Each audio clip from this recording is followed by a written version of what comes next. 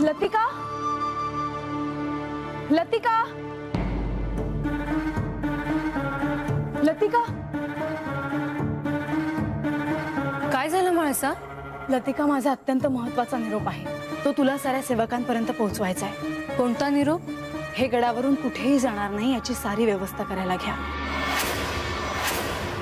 काय म्हाळसा, असं काय झालं आहे? लतिका, आज राजवाडा त्यांनी सगळ्यांसमोर माझे कौतुक केले. हे इथे नसताना जेजुरीचे दायित्व मी उत्तमरित्या पार पाडले म्हणून हे आनंदी होते. आणि खरोखरच तू तुझे दायित्व उत्तमरित्या निभावले आहेस म्हाळसा.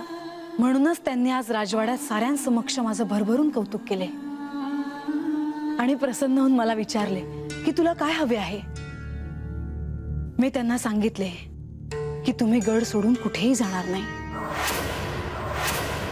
आणि देव हो म्हणाले? मला जे हवे होते ते सांगून मी निघाले. म्हणूनच तू माझा निरोप साऱ्या सेवकांपर्यंत पोहोचव. हे बानूकडे जाता कामा नये. त्यासाठी गडाचे दरवाजे बंद करायला लागले तरीही करा.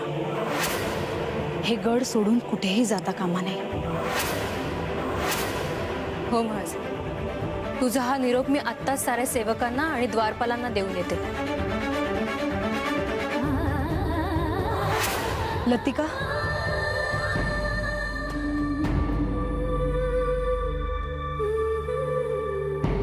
ही गोष्ट बानूपर्यंत पोचता कामा नये, हे ध्यानात ठेव. हो.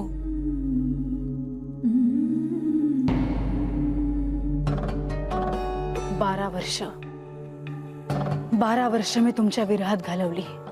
आता मला तुमचा सहवास हवा आहे.